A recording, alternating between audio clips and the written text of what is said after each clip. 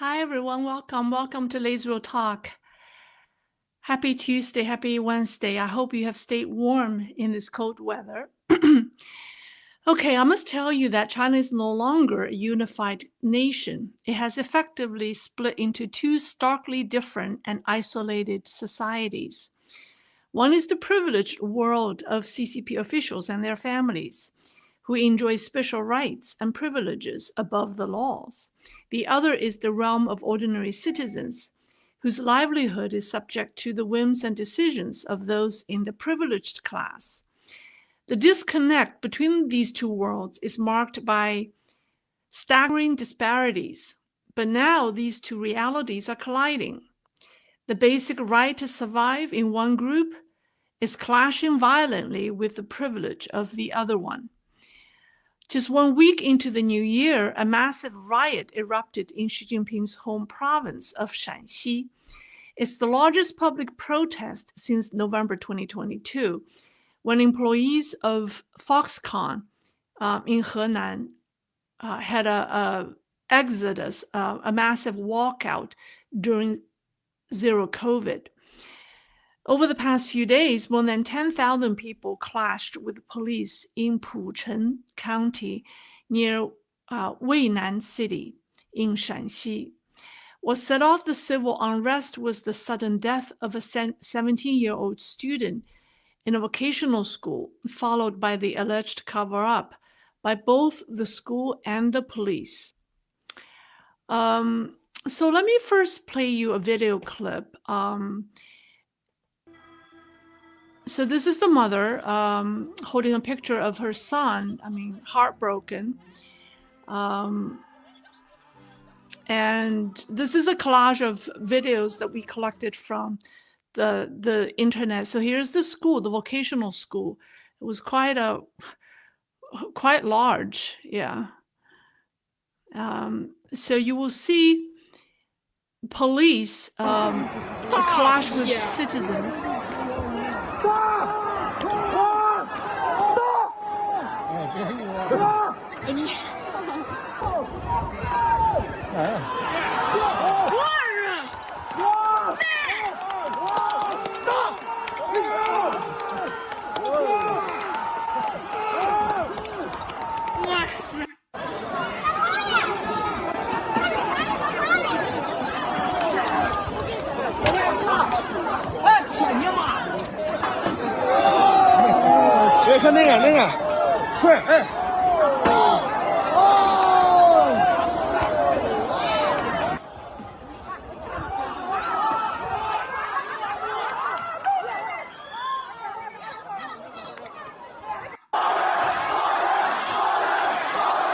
They're shouting, "Release him! Release him!" This is the uncle of the brother of the mother who lost the son. So they're demanding the police to release him because he was detained.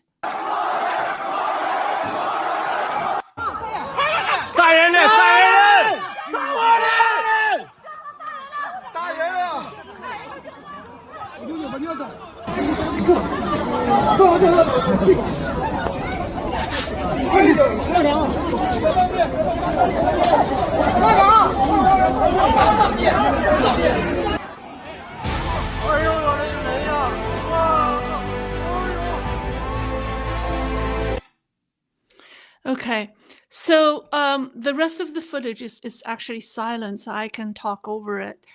So what happened was, it happened at the Pucheng Vocational School in Shaanxi province. So on January 2nd at 3 o'clock in the morning, the mother of 17-year-old boarding student Dang Changxin received a call from his homeroom teacher. The mother was asked to go to the school because her son had an emergency. Upon her arrival, she couldn't see her boy, nor did anyone explain what had happened. The school staff confined her to a room. I think that's about it. I'm going to stop here. I think this is when they actually went inside to the school. Okay, I'm going to stop the video here. So 3 o'clock in the morning, the mother got a call from the school saying that there was an emergency with her son. So she went, and nobody explained what had happened. And the school staff confined her to a room for a couple of hours until 7 o'clock in the morning, when the deputy chief of the local police informed her that her son had fallen to his death from the dorm, jumping off his own accord. The mother was very shocked and demanded to see her son's body. However, she was taken to a hotel across from the school, where 2 teachers took turns monitoring her until the afternoon. At 4 p.m., she was escorted to a funeral home where she saw her son's body. Now, the above details were told by the mother in a social media post. She said that there were no visible injuries on her son's face or head, but there were multiple bruises below his neck. When she tried to lift his clothes to check for additional injuries, she was stopped by more than 10 teachers on site. She wasn't allowed to inspect his body or take pictures. That was the last time she saw her boy, and she was forced to leave shortly after. Later, the mother was informed or learned that all students who knew about the incident at the school had their phones, watches, and other devices confiscated by the school. Photos on their phones had been deleted, and there were clear signs of a struggle in her son's dorm room. Overwhelmed with grief and anger, Dawn's family began their fight for justice. So starting on January the 4th, they displayed banners at the school demanding answers and scattered paper money on the school's rooftop in mourning for their deceased child. The family requested access to campus surveillance footage, but was told the camera was broken. The mother began posting videos on social media, wanting to uncover the truth, but her videos were restricted in traffic or visibility. Then on January the 5th, the Puchang County Police issued an official report giving an account of the incident. They say that students were chatting and disrupted Dawn's sleep, leading to a verbal and physical altercation between Dawn and one student. And around 3 a.m., another dorm mate, whose last name is Huang, discovered that the boy had fallen to his death. The report further stated that following an on-site investigation, interviews, and an external examination of the body, the police concluded that the student died from a fall and ruled out any criminal case. However, the public and the Dawn's family weren't convinced. Soon, witnesses claimed that several students from grades 10 and 12 had beaten the boy and pushed him off the building, with one of the alleged perpetrators identified as 4月, or in English means April. I don't know if it's a woman or not, probably not, but in the Chinese, his name was identified as April, 4月. Classmates of the deceased boy confirmed that after the incident, the dormitory's power had been cut off and all students' phones had been confiscated. Additionally, students revealed that the parents of the students involved were local officials who are friends with the school principal, and it was alleged that the school and the police colluded to cover up the truth. The suspected perpetrator was reportedly brazen, boasting something like, "Even if someone dies, I'm not afraid. My dad's got this covered." So the rapid escalation of the public outcry led to a massive gathering of people that you saw in the videos supporting the family's cause. Local authorities deployed large numbers of police to maintain order and arrested the boy's uncle, who was beaten by the police. This sparked even greater outcry and public resistance. violent clashes broke out between protesters and police, with the crowd retaliating against police suppression using stones and wooden sticks and whatever they could find. At one point, protesters stormed the school building, demanding the uncle's release. And then yesterday, it was the 6th, the protests escalated with more people gathering. The number is estimated to be over 10,000. It's difficult to estimate exactly from the videos, but some protesters broke through police blockades and entered the school, and demanding an explanation from the administration.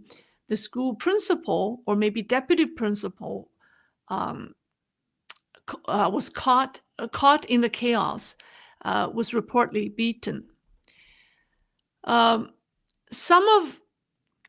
Notably, some of the protesters who entered the building, the school, discovered that the surveillance cameras were functioning normally and had not been damaged as previously claimed. So under immense pressure, the police then released the uncle. However, a few protesters were injured and bloodied by the police, including young women. Many others have been detained. The authorities blocked highway exits to prevent media reporters and people from other areas from coming to support them, to support the local people, as the case was getting national interests and support. So last night, or actually, I should say tonight. Well, it was the 7th. Yeah, today is the 7th. So in the evening of the 6th, many people were still in front of the school, but there was a large police presence. The hashtag Shaanxi Puchen vocational school student falling, which was trending on Weibo, is censored. And the students who left the school are now required to stay at home for 3 days. They're not allowed to leave home. And no one is allowed to comment or say anything on the social media. And the latest that we've heard is that the mother issued a statement via video on social media, saying that she thanked everyone for their support, and she said that something like, she just wants some quiet moment for his family. But she changed her tone, and she toned down. But she read from a statement. She wasn't saying it from her heart. She read a statement. That video was taken down, and other people are saying that she was offered 2 million yuan and was told to cooperate. So that's the riot. So what I want to talk about is why I say China is now so divided that there are it's one China, two peoples, or you could say one China, two societies. China has escalating number of deadly school bullying cases recently. So in May 2021, there was a case in Chengdu in the number 49 middle school. There was a student. It was a very similar case.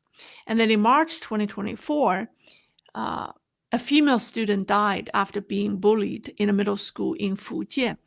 And this past December, just a few weeks ago, at a Xichang Tianli International School in Sichuan, another female student died due to bullying.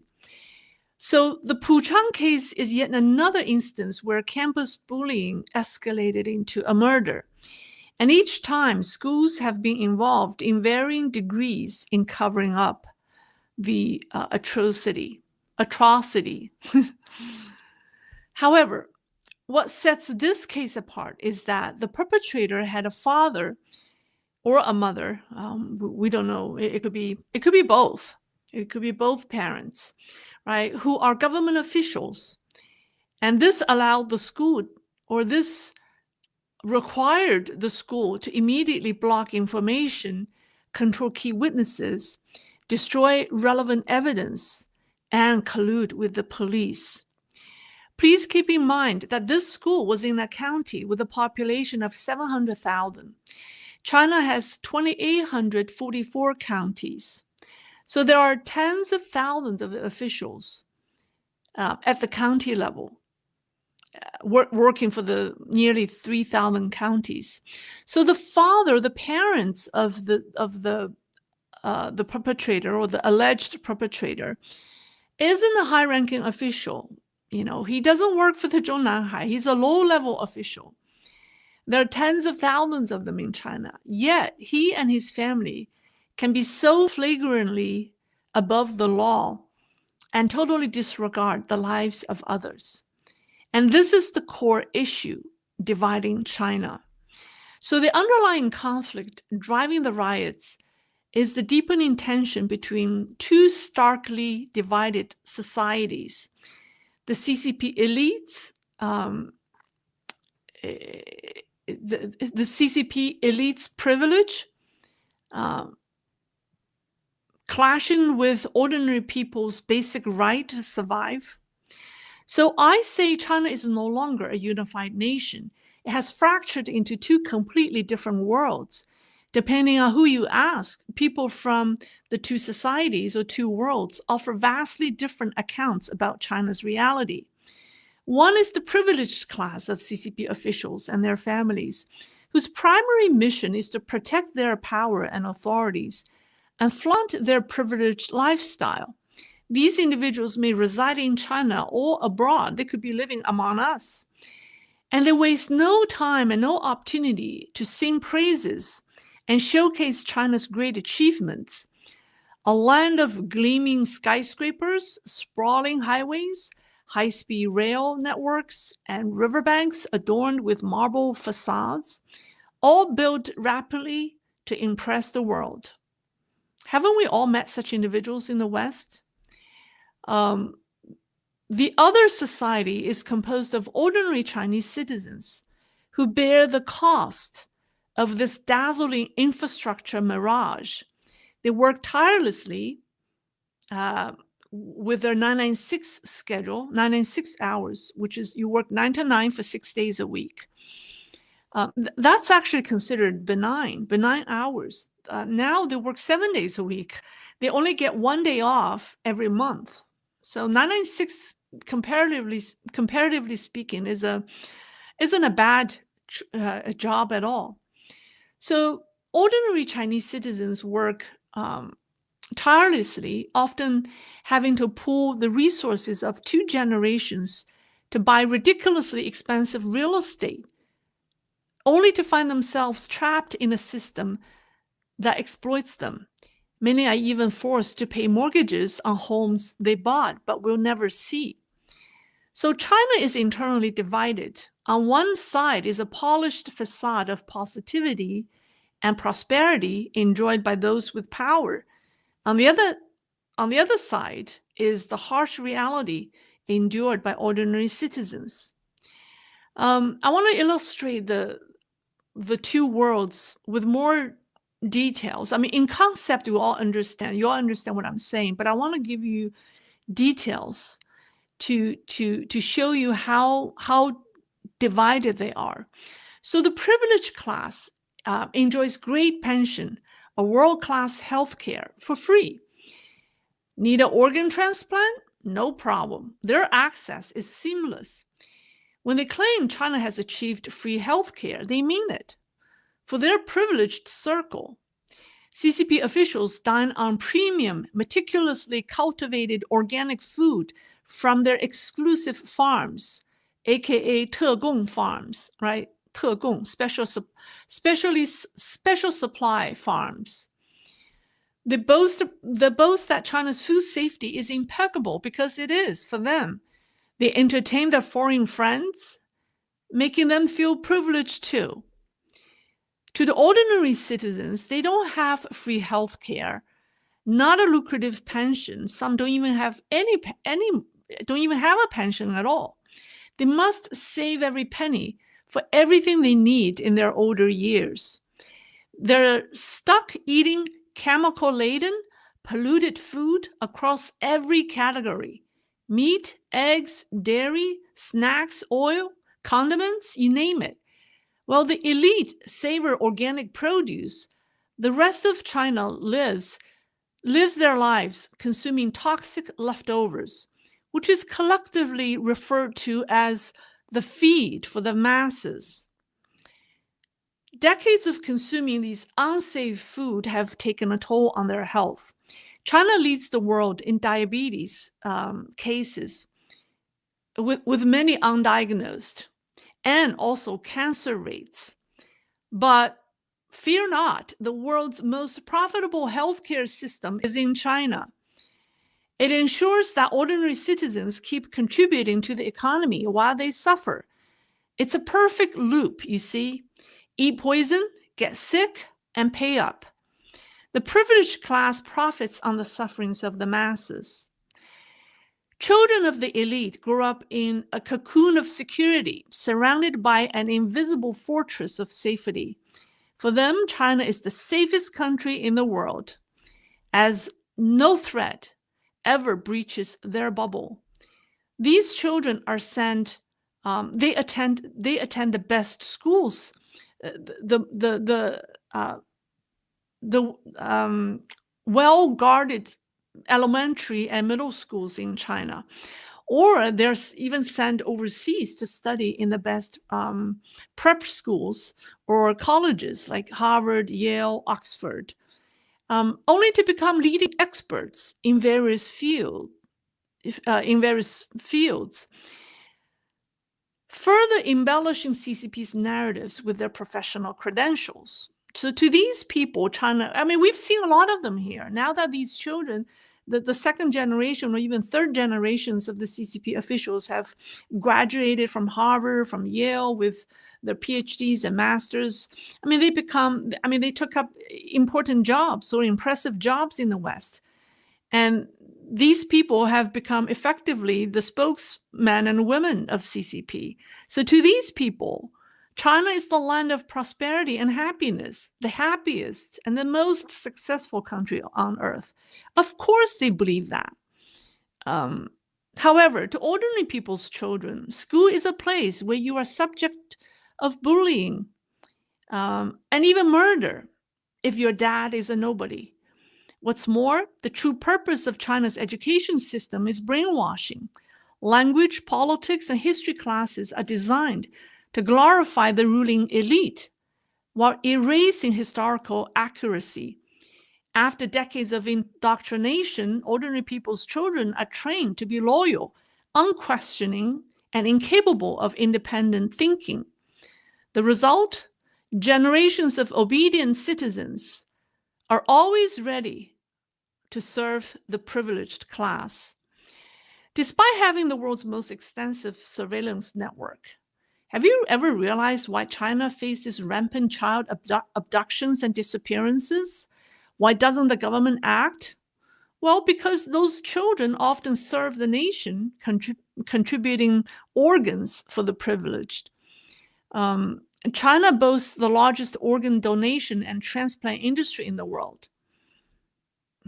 You wonder how they're able to accomplish that. So this latest Puchang case once again demonstrates that schools under the CCP's control, or schools in China, are no longer institutions for teaching and nurturing. They have become shelters for criminals and accomplices in maintaining the regime's interests.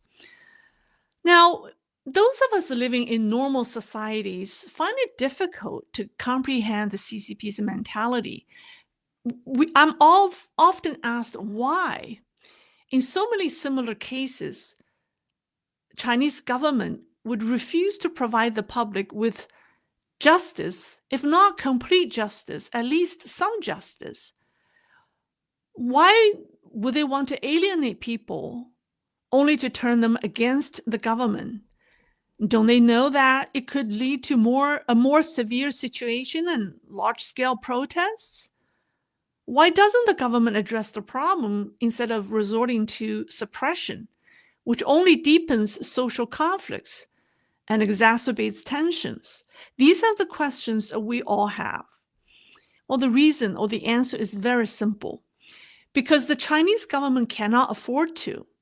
There are too many similar cases of injustice, and the amount of grievances and the level of atrocity are too much to address. If they are exposed, it will topple the regime.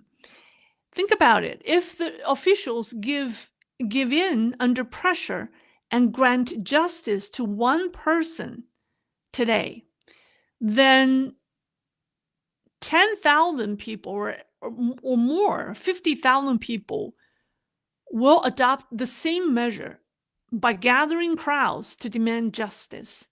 And then people everywhere would want to follow suit, leading to widespread unrest that would spiral out of control, eventually toppling the regime.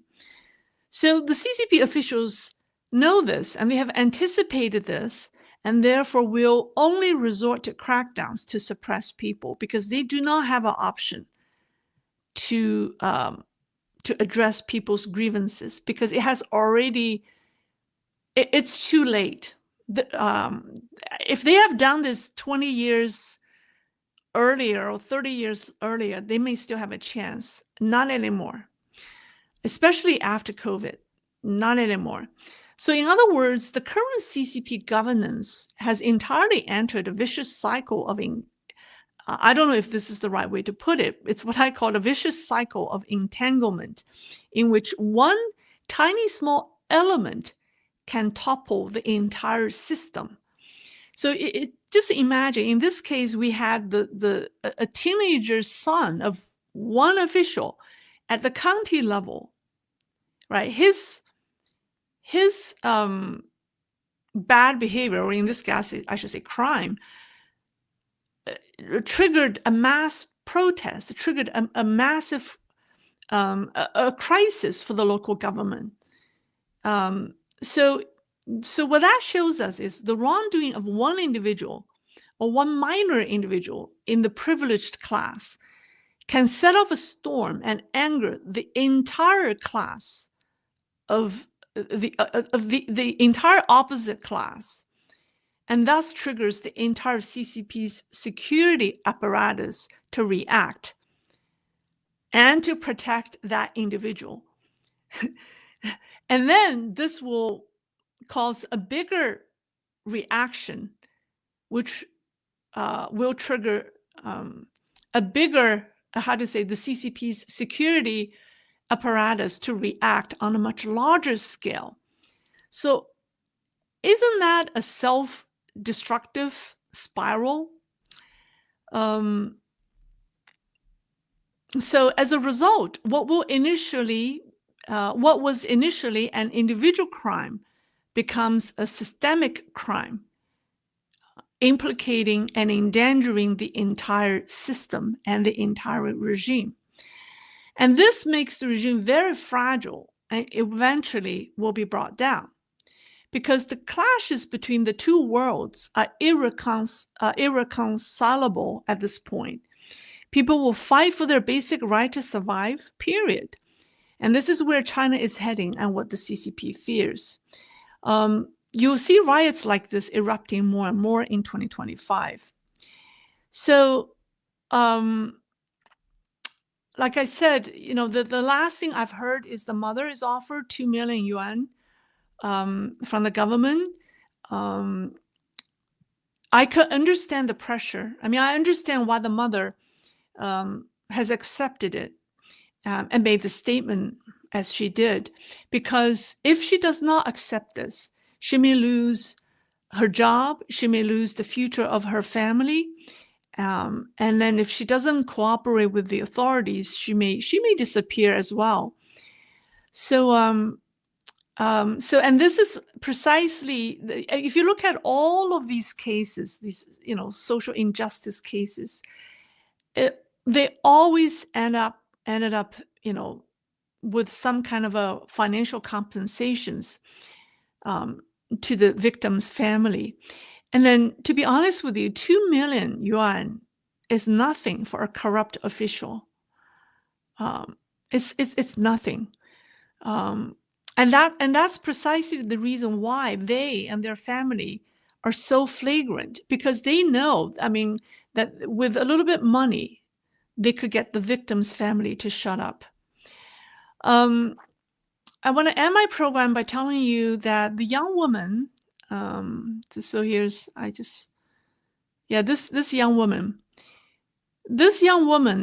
who was sent to mental institution for a lobotomy surgery, was said to have died. Her social media account was completely emptied out. Of course, we cannot verify it. There are multiple sources that have said that she has died. We can't verify that. We probably will never know the truth until the day the CCP becomes history. I want to end my program with an image that I think speaks volume about the significance of this riot in Shaanxi. So here's a young man, a brave young man, playing a Chinese instrument known as suona for the deceased boy at his school. This image, his action, was inspiring and encouraging to people. So this picture has become symbolic, and I think this is only the beginning. So that's all I have for you. I know it's a heavy subject, especially with the young lady who was given a lobotomy, who might have died. I think it just shows you how fragile how life can be in China. All right, that's all. That's all I have.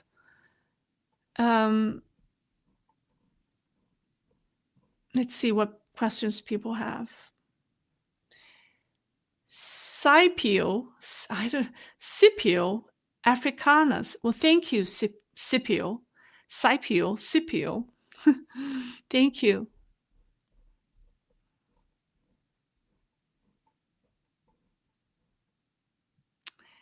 Thank you. Let me see.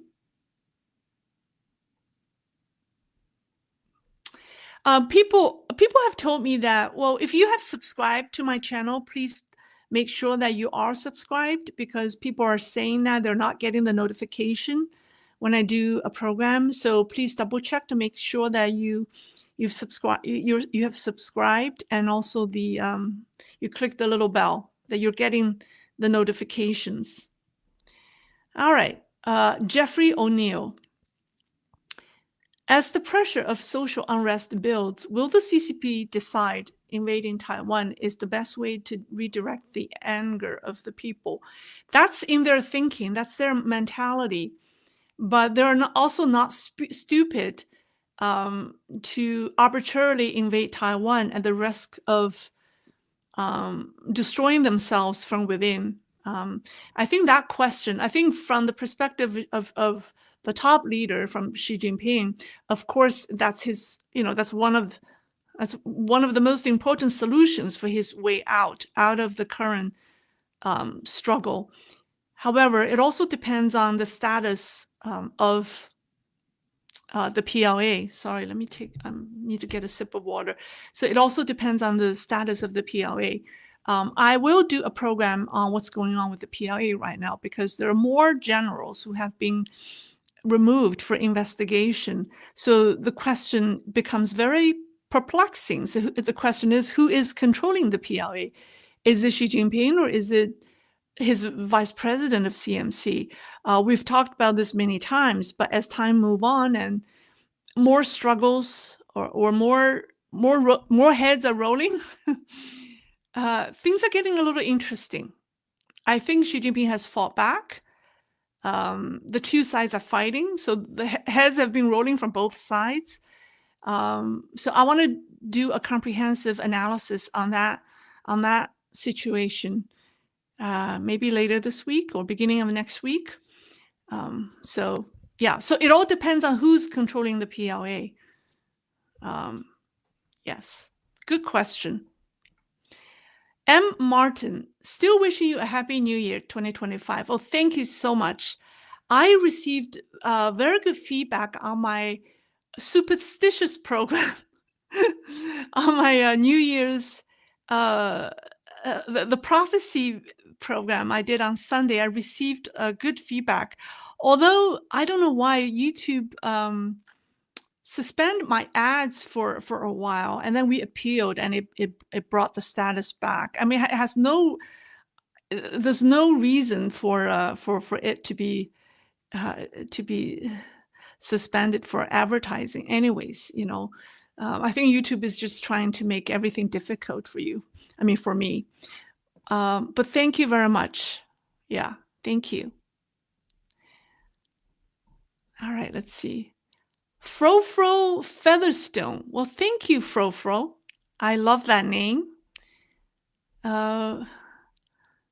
Joseph Tan. The billions of CCTV and schools are a black market for selecting suitable organs. Missing children will remain missing. It's a hideous industry. Yes, it is a hideous industry. And yeah, someone even suspect that the boy, I mean, I don't know, there's no evidence supporting that, but someone has even suggested that there's a possibility that they've already targeted the boy, the 17-year-old boy, as a potential donor or forced donor of organ, forced victim, a victim of forced organ harvesting. And so they created this unnecessary quote unquote accident to cover that up. But that's it, one conspiracy theory. Dave Smith. Well, thank you, Dave. Thank you, Dave. Questions? All right. Thank you, David. That girl stated in a video prior to being forced again, said that she would be killed. Yes. Seek the truth. The young woman Li Yixue that I showed at the end, she did say in one of her live streams that she would never took her own life. That if she disappears from the face of the earth one day, it's because she's been murdered. That she did say that. Hiroshi Nagoya. Thanks for the information. Well, thank you, Hiroshi. Norbert Claudes. If you say that everyone feels and knows about this situation, why do people still follow the lies? Too scared of the system. It's always one against the system. Well, not everyone feels and knows about the situation. I think people in the local people absolutely know, but people in other parts of China first learn about it before the censorship kicked in. But then they start to censor it, so people in other parts of China, stop learning the situation. But as this kind of riots or protests happen across China, I mean, the regime may be able to suppress them one by one, but the after effect, the aftermath, it left a really bad taste in people's mouth, and people will remember this. But the next time something like this happens, I think people will have the courage to speak up and to really fight for their basic right to survive. So, but I think although on the surface, yes, the CCP succeeded in suppressing it, or made the mother, accept the 2 million yuan, and then made a public statement to say, okay, everybody, thank you, and please go home. But the issue, the core issue that divides the two worlds in China is going to get more people think about it. And that's That's the price. That's the cost of this kind of events that the CCP has not taken into their calculation. Um,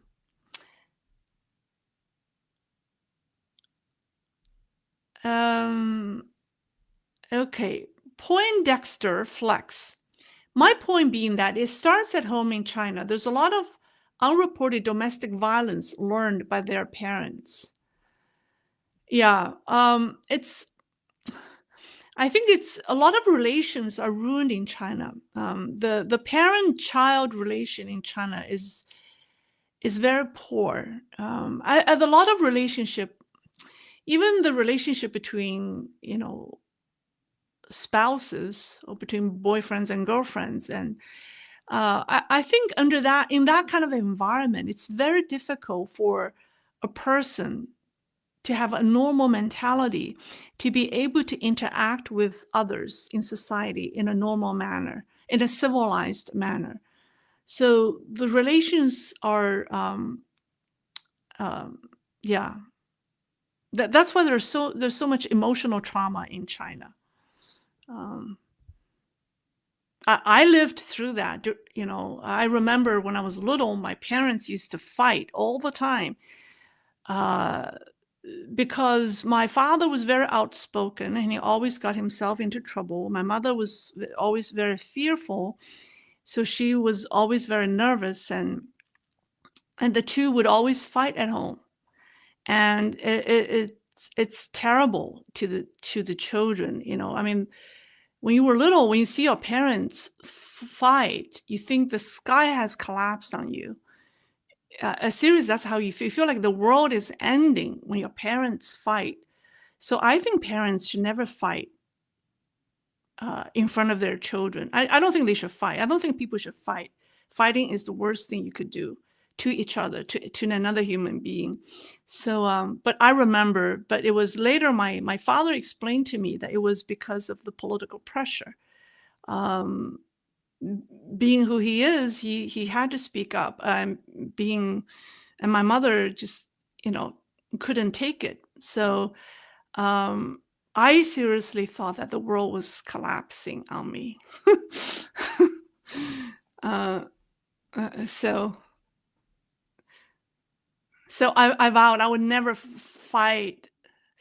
I don't know. Maybe I don't think I've fought with argued with people the way my parents did. All right. Seek the truth. It appears that the Chinese Bureau of Statistics has changed their calculations a housing impact to GDP to cook the numbers to ensure that 2024 GDP will meet Xi's mandated 5%, a joke. Anyone who still believes that Chinese GDP is still growing, I think is insulting their intelligence. Anyone, right, is insulting their own intelligence. All right, from Chris just forwarded me a question from a vegan T-Rex. What do you think would have happened if the dead child's parents were officials? Will they stay silent? If that would not have happened, see, if the dead child's parents were officials, the perpetrators would not be so bad. See, the only reason, and the kids have in the school said this is not the first time the boy was being abused. This has repeated at the school. Why do you think those kids, bullied this kid? It's because his father was a nobody. So the situation you described would not have happened. These kids have become very. These kids have learned the corrupt relations in China from a very young age, unfortunately.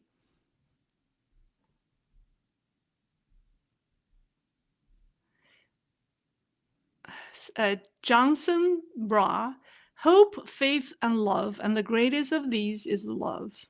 Well, they're all important, right? They're all important. I think, You can't have one without the other two. They're all important, and they're all connected. And when you have one, it would reinforce the other two. Um, okay. About attacking Taiwan. It's not about winning or losing. They are looking to impose martial law, if not a pandemic lockdown, for stopping the revolution. Yes, you're right. So they are when society gets out of control, when after more and more episodes of this type of riots take place, they will be looking to impose martial law.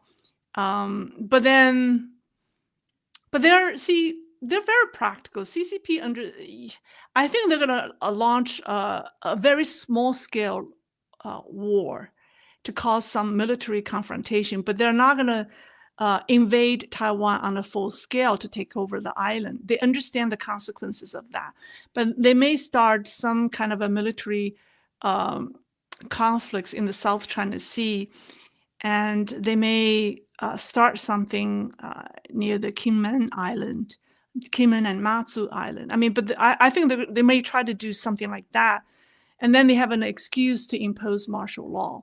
But to start a full-scale war to actually take over Taiwan, the main Taiwan island, I think they understand the consequences.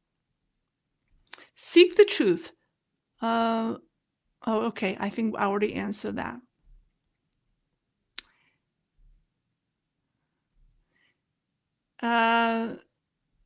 Let's see.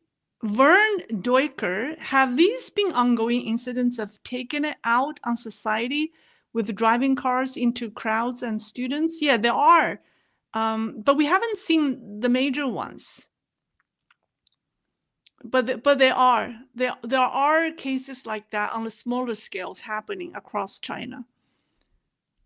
And there's an earthquake. Somebody mentioned Tibet. You know, after I did my program, my prophecy program, there's another earthquake in Tibet, and it's on the Richter scale. It was 7.6. It's quite a big one, and the pandemic is also.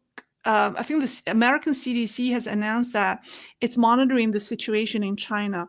So something is coming. You know, we should stay alert.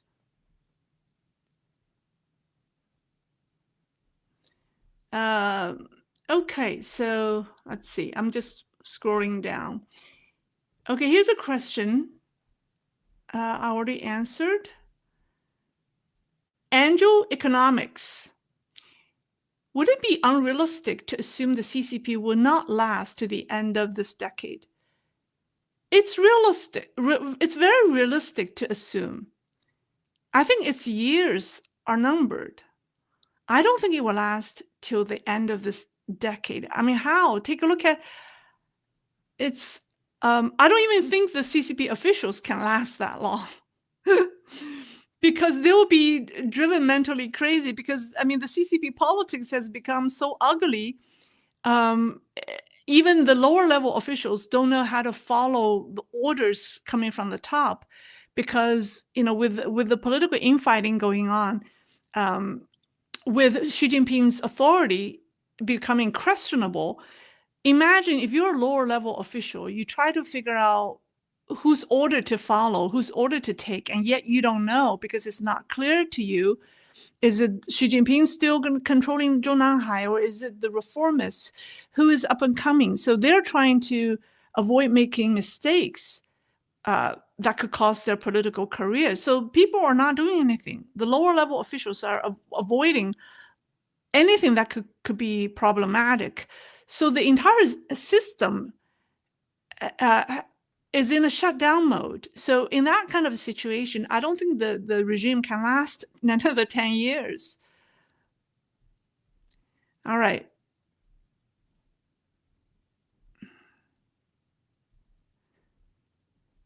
Okay. That seems to be all. Moonwalker. I have seen several videos, Chinese people kneeling to banks and companies for money owed to them. Could you explain the culture of kneeling? In USA, people would riot instead. Yeah, I think the Chinese are the best citizens. Because we kneel is in front of authorities. We kneel to ask for forgiveness. We kneel to beg for things. Um, one of the punishments the parents do to children is ask them to kneel, or the punishments by teachers to their students is ask the kid to kneel in a classroom or at home. Um, I think my sister, my parents didn't ask me to kneel down. Did I? No, I don't think so. But my sister did. She kept telling me that she was forced to kneel for some time as a form of punishment. So it's a cultural thing. Here, what would you do? I mean, what would you do to ground your kid? Lock them up in a black room? I don't know. I mean, but that's a very Chinese thing to do.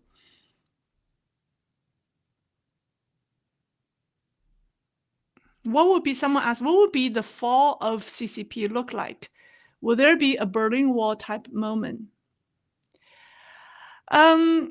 This is a question I've been thinking for a long time, and I've been kind of following different concepts. Everyone has different ideas, but it looks like it may not be as dramatic as the fall of the Berlin Wall.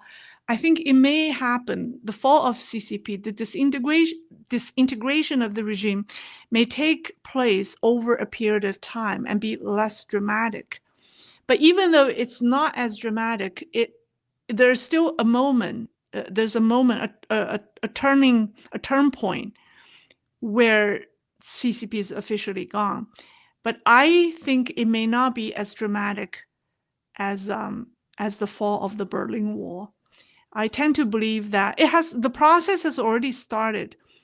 Since Xi Jinping is definitely losing power, it's just not clear at this point in Zhongnanhai as far as who is more powerful than him. It doesn't look like there's anyone who's more powerful than him, even though his power has waned.